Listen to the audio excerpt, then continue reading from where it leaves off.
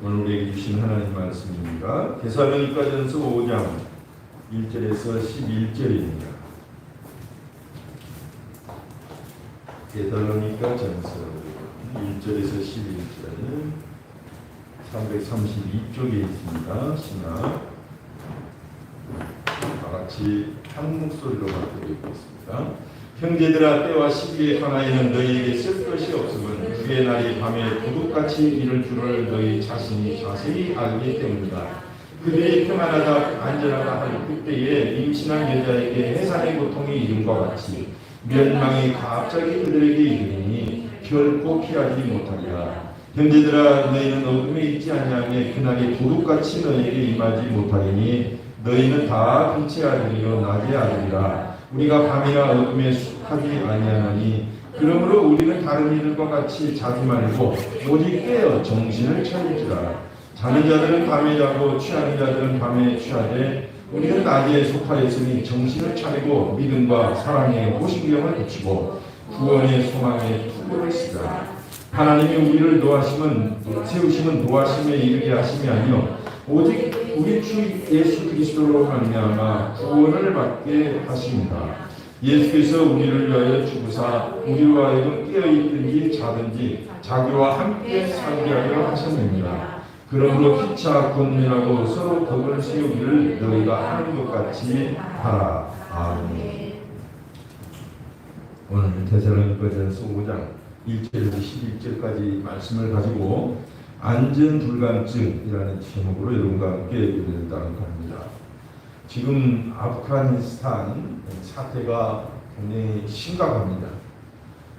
여성들에 대한 인권이 하루아침에 땅에 떨어지고 많은 살상이 이루어지고 있습니다. 그래서 아프가니스탄이 지금 세계에서 가장 긴장되고 위험한 국가로 이렇게 인식되고 있죠.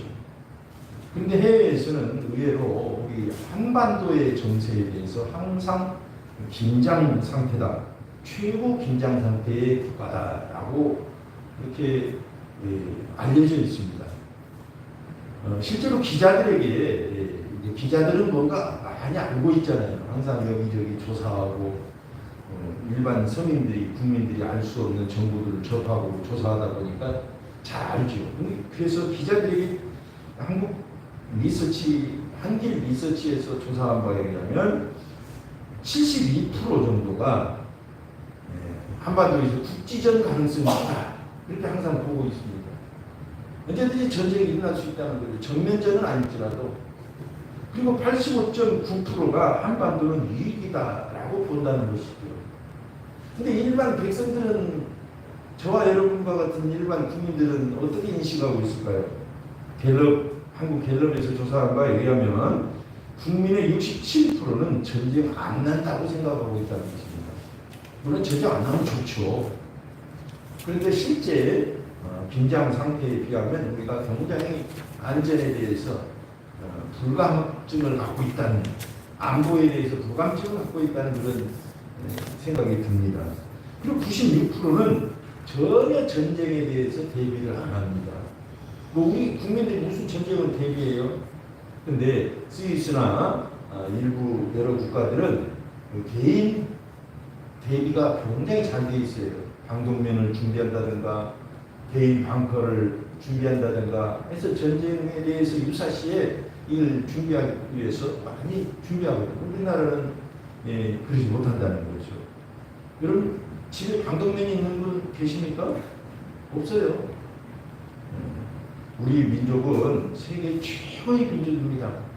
이 안전 불감증만 치유하면 그냥 최고일 것 같아요. 더. 게다가 우리나라 예를 들면 3분의 1 사망의, 한국인의 사망 3분의 1이 암에 의한 사망이 되잖아요. 근데 그 중에 최고 많은 암이 바로 위암입니다. 위암. 근데 그 건강보험공단의 말에 의하면 위암검진을 정기적으로 안 하는 사람이 몇 프로나 될까요? 43.5%가 아예 정기점검을 안 한대요. 이건 조기 발견하면 완치될 수 있거든요. 그런데 10년 전에 비하면 굉장히 많아지긴 했습니다. 근데 여전히 수많은 사람들이 질병에 대해서, 안보에 대해서 그런 거 생각하면 우리는 너무 유난된다고 생각을 말을 하는 사람들이 있어요. 유비무환이라고 그러잖아요. 준비하면 어떤 어려움도 환난도 있을 수 없다. 그런 뜻이죠.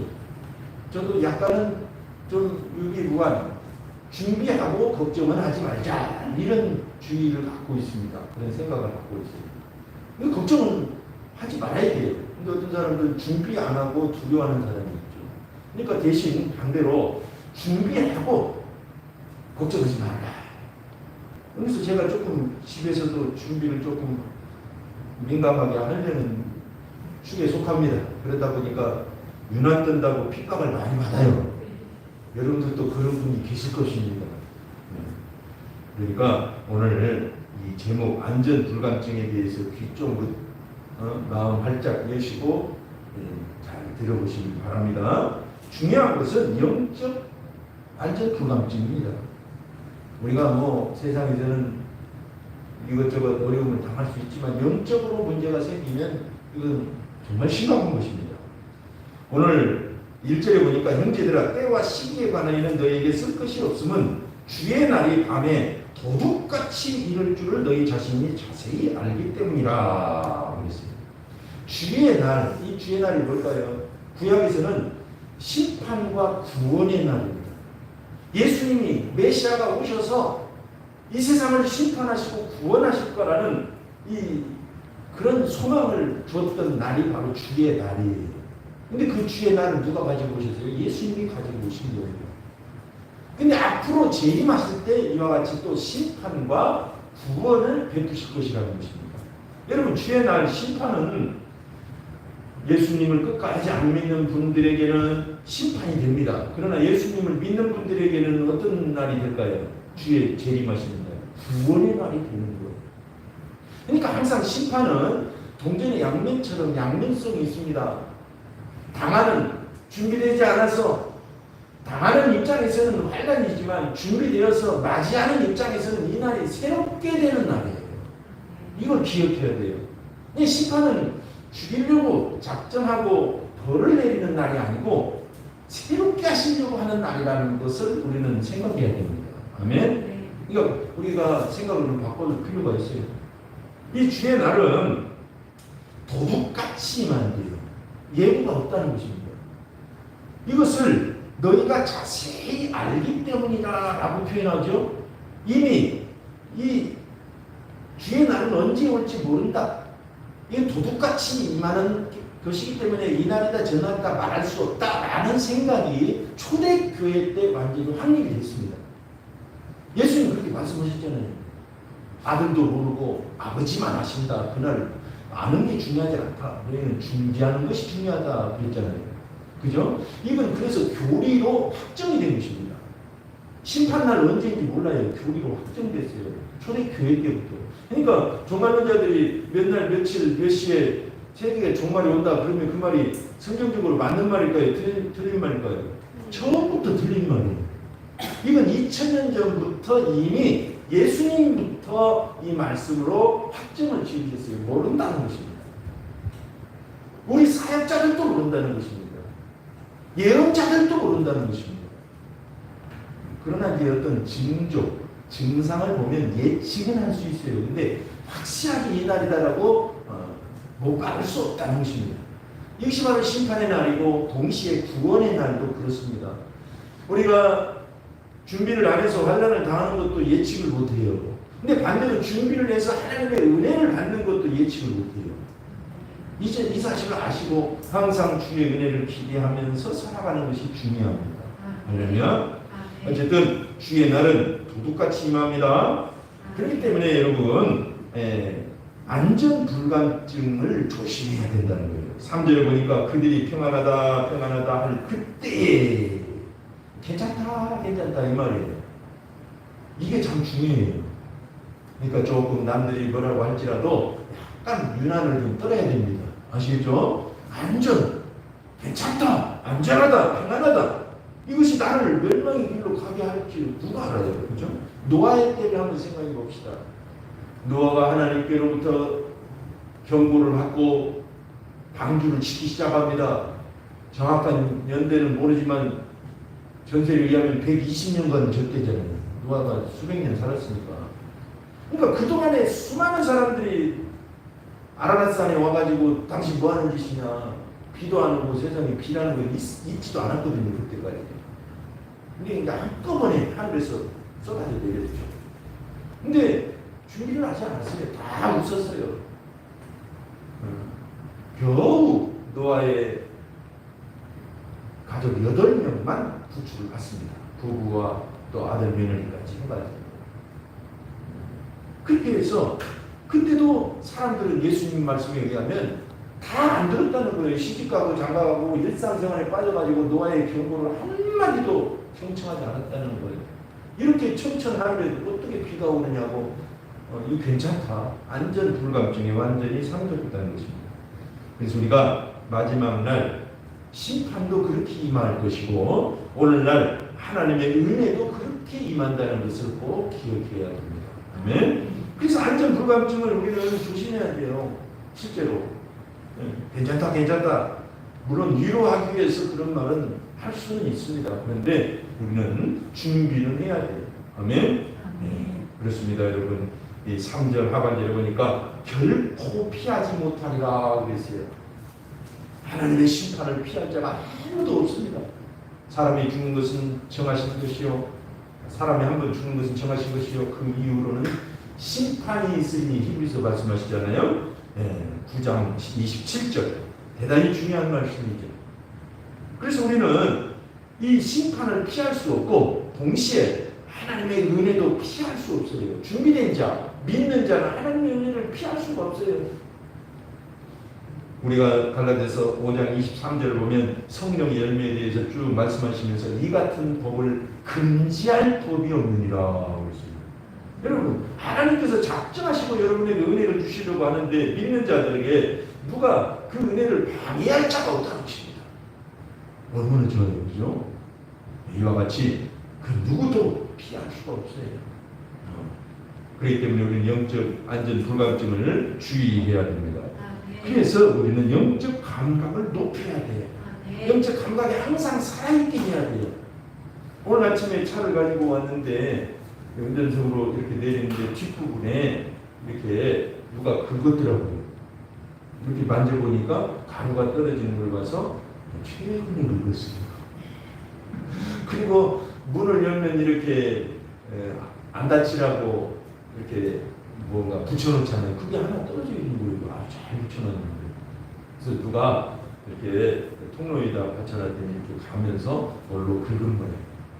그래서 얼른 블랙박스 마이크로 카드를 SD 카드를 갖고 와서 조사를 해보니까 딱 토요일날 이후로 녹화가 안 된 거예요. 아침 이후로 저기 좀 말씀을 피우거든요. 블랙박스라는 건 이렇게 딱 충격 이벤트를 감지해가지고 녹화를 하잖아요. 근데 그게 안 돼 있는 거예요. 그래서 범인을 못 잡았습니다. 어쨌든 우리가 요즘 첨단 기기들 또 센서가 고장나거나 그러면 안 돼요. 그래서 지금 CCTV나 국가 안보를 위해서 이 안보 그 장치들을 첨단으로 잘 해놨잖아요. 근데 이게 고장나 버리거나 또는 그 담당자가 졸거나 딴짓하면 놓쳐버리는 겁니다. 북한군이 와가지고 문을 두들려도 몰라요. 이게 대단히 중요한 것입니다. 그래서 깨어있는 자만 하나님의 은혜를 누릴 수 있다는 것을 꼭 기억해야 돼요. 지금까지 잘했다가 딱 그 시간에 문제가 생겼어. 그러면 소용이 없습니다. 그러니까 항상 깨어있는 게 중요해요.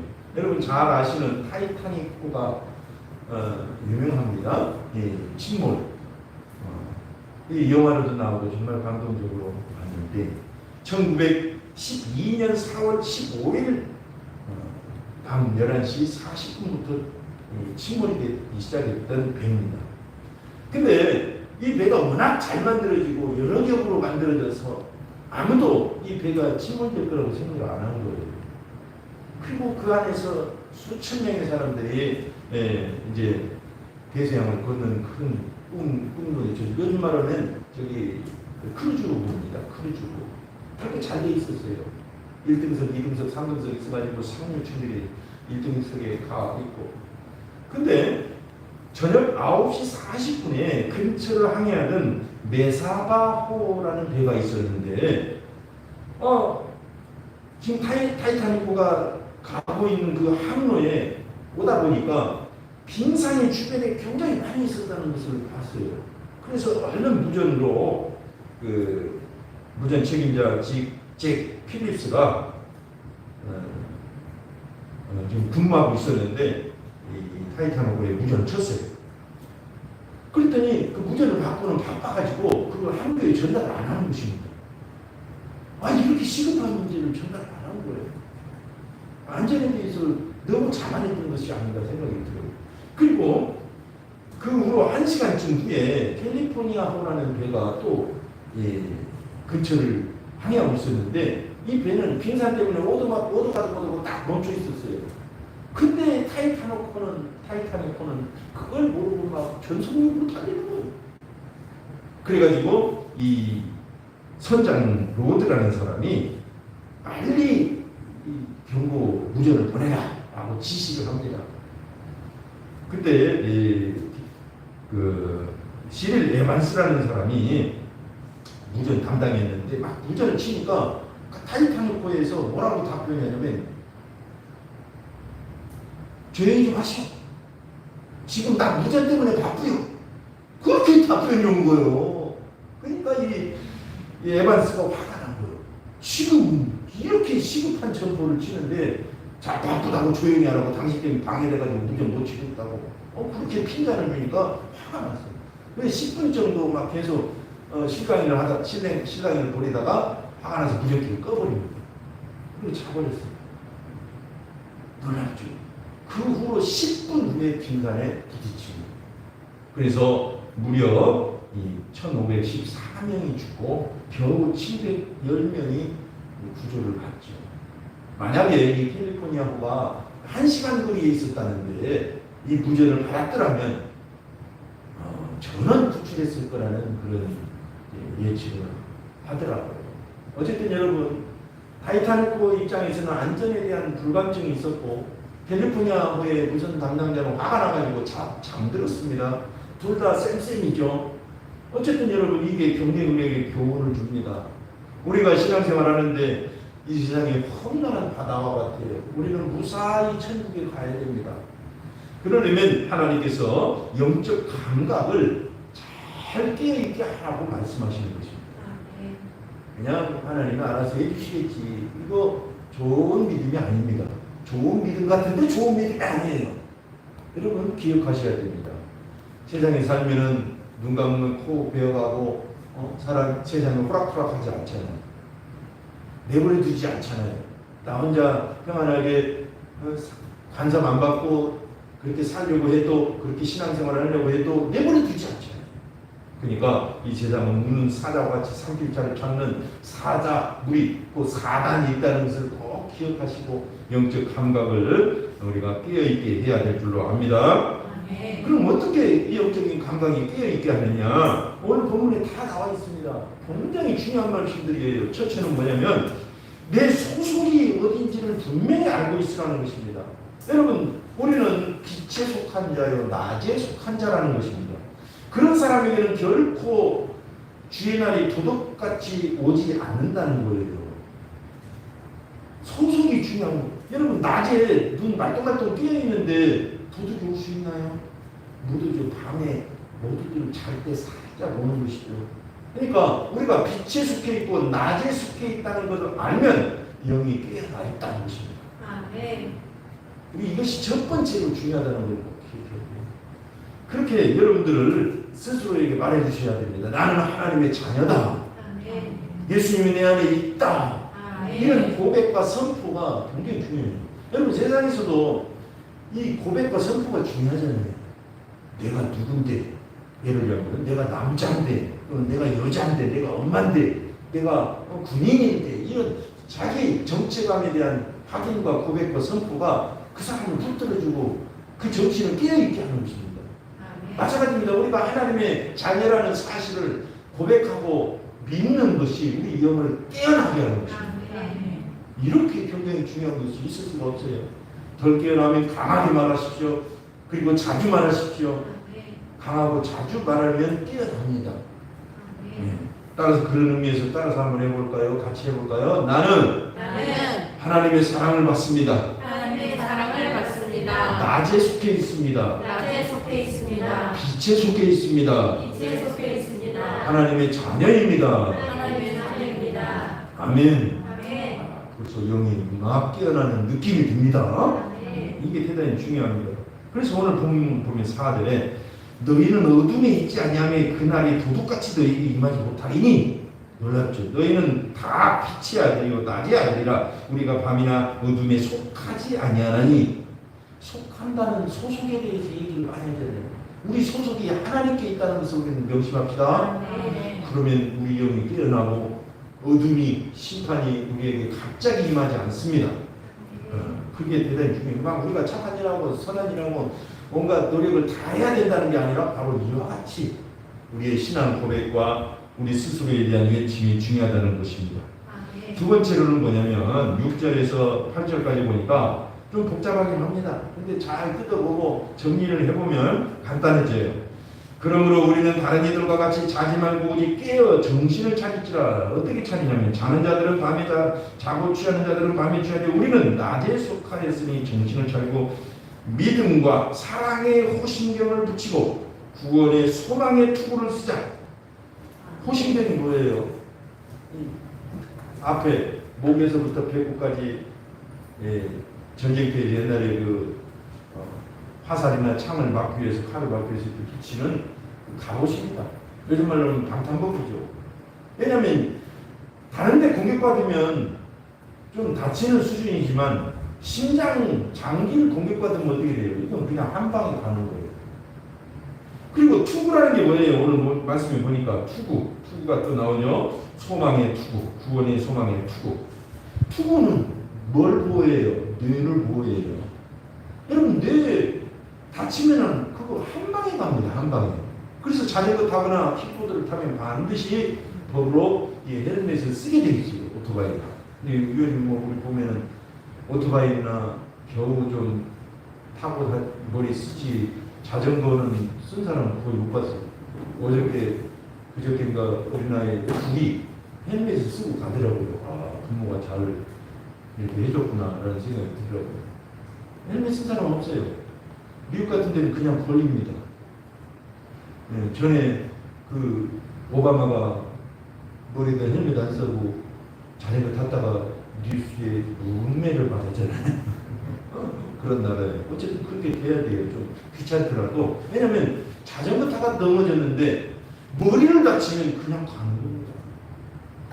그렇기 때문에 이 머리 투구와 가슴 호신경은 대단히 중요합니다. 근데 이게 뭐냐 했을 때 오늘 가슴에 붙이는 호신경은 믿음과 사랑이라는 것입니다. 믿음, 사랑. 그리고 머리에 쓰는 투구는 뭐냐? 구원의 소망의 투구라는 거예요. 보면은 뭐가 공통점으로 나와요? 믿음, 소망, 사랑. 고린도전서 13장 13절에 나오는 믿음, 소망, 사랑. 그래서 바울은 믿음, 소망, 사랑이 표어였어요. 표, 모토. 생활 방식, 체질화돼야 될 생활 방식으로 딱 세 가지를 정하고 살았어요. 그리고 우리도 가르쳤어요. 이게 중요합니다. 정한 것이. 대단히 참 하나님께서 굉장히 바울을 통해서 소중한 것을 우리에게 전해주시고 믿음, 소망, 사랑은 이 우리 성도들이 꼭 간직해야 될 중요한 체질입니다. 이게 우리 영혼을 깨어있게 만든대요. 그러니까 이건 다음에 또 얘기를 하겠습니다만 어쨌든 이게 삶의 체질을 통해서 우리 영혼을 깨어나게 하라는 것 뜻이 되겠습니다. 대단히 중요하죠. 끝으로 세 번째로는 오늘 본문에는 나와 있지 않지만 성경 곳곳에서 나온 말인데 어떻게 우리의 영혼이 깨어나냐면 성령 안에서 무시로 기도하라고 했습니다. 영이 깨어난다는 건 쉽게 말해서 영이 활성화가 된다는 거예요. 딱 잠잠하고 있다가 자꾸 깨어나야 돼요. 이 영이 활성화가 되어야 이 은혜를 받고 위험에서 우리가 보호를 받고 그렇게 되는 것입니다. 영이 죽어버리면 안 돼요. 영적 불가능성 생기면 안 돼요. 컴퓨터 보면 활성창이라는 게 있잖아요. 활성창만 명령을 받게 돼 있잖아요. 다른 것은 이 백그라운드에서 이렇게 계속 실행이 될지라도 명령을 받는 것은 활성창 하나밖에 없습니다. 도스부터 윈도우까지 지금까지 다 그래요. 다른 OS도 다 그래요. 그런 것처럼 우리 영혼은 항상 활성 상태에 있을 때만 하나님의 은혜를 경험할 수가 있습니다. 어저께까지 잘했는데 오늘 아침에 끝났어. 그러면 안 돼요. 항상 우리의 영혼이 활성화가 돼야 됩니다. 그러기 위해서 성령을 따라서 무시로 기도하라. 에베소 6장 18절에 보니까 모든 기도와 간구를 하되 항상 성령 안에서 기도하고 이를 위하여 깨어 구하기를 항상 힘씁니다. 여러 성도를 위하여 하라. 이게 대단히 중요하죠. 기도와 영혼이 깨어나는 것은 성경에서 자주 나와요. 예수님의 제자들이 겟세마네 동산 앞에서 그 문제가 심각한 내일 아침 일이 어떻게 될지도 모르고 자잖아요. 예수님이 오셔서 뭐라고 그러세요? 시험에 들지 않도록 깨어있어 기도하라. 그래서 기도와 깨어있으면 이게 굉장히 중요합니다. 동력의 양면이에요. 그래서 기도하지 않으면 영혼이 깨어나지 않아요. 그래서 소리내서 기도하는 것이 중요합니다. 자기를 깨우기 위해서. 하나님이 귀가 먹어서 그러신 게 아니고 우리 영혼을 깨어나게 하려고 소리를 내서 하는 거예요. 아시죠? 그러니까 소리내서 하는 것이 이상할지라도 그냥 받아들이셔야 돼요. 성경에도 통성으로 기도하면서 영이 깨어나서 활성화가 돼서 하나님의 은혜의 통로 같은 예가 굉장히 많습니다. 그러니까 여러분들의 영혼을 깨어나기 위해서는 어떻게 해야 된다? 성령 안에서 기도하라. 항상 기도하라. 아멘. 이 세 가지를 다시 한번 정리해 봅시다. 첫째는 내가 빛에 속했다는 고백을 자주 해야 됩니다. 믿고. 그리고 두 번째로는 삶의 방식이 믿음, 소망, 사랑으로 잘 체질화가 돼야 됩니다. 세 번째로는 성령 안에서 기도해야 됩니다. 그러면 깨어난다는 거예요. 마태복음 24장 43절에 너희도 아는 바니 만일 집주인이 도둑이 어느 시각에 올 줄 알았다면 뛰어있어 그 집을 뚫지 못하게 하였으리라. 아멘. 이제 끝으로 영적 안전 불감증에 대해서 말씀을 드리자면 하나님은 어쨌든 사랑의 하나님이시에요. 감각이 있든 없든 안전 불감증이 있으면 우리는 옆에서 보면 속상합니다. 속이 터져. 좀 깨어서 뭐 좀 해야 되는데 신앙생활도 마찬가지예요.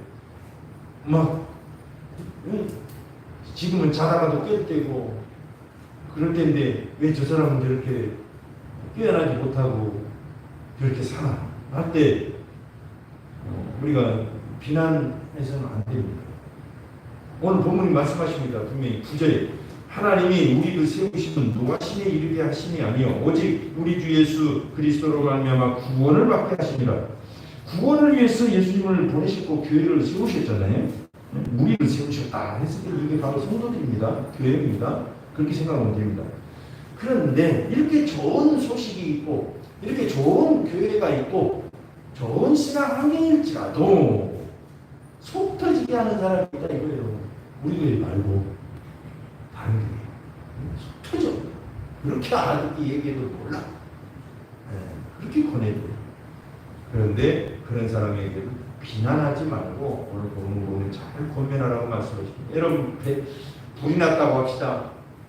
자다 보니까 불이 났어요. 예를 들면 막 다가구 주택에서 그럼 난리잖아요. 자고 있으면 그야말로 그냥 속수무책으로 죽는 거예요. 그런 예가 많잖아요. 그래서 막 가서 깨우고 난리를 피잖아요. 근데 어떤 사람은 잠에 취하면 땜에 가도 몰라요. 그죠? 우리 가족 중에 우리 아이들 중에 그런 애들이 예전에 있었어요. 땜에 가도 몰라. 저도 딱 누우면 한 5분 이내로 잠이 들어버립니다. 그렇게 잠 잘 자고 땜에 가도 모르는 사람이 있어요. 그런 것처럼 영적으로도 이렇게 좋은 은혜 속에 있어도 땜에 가도 모르는 사람이 있어요. 오늘 본문은 분명히 말씀하십니다. 10절에 예수께서 우리를 위하여 죽사 우리로 하여금 깨든지 자든지 자기와 함께 살려 하려 하셨느니라.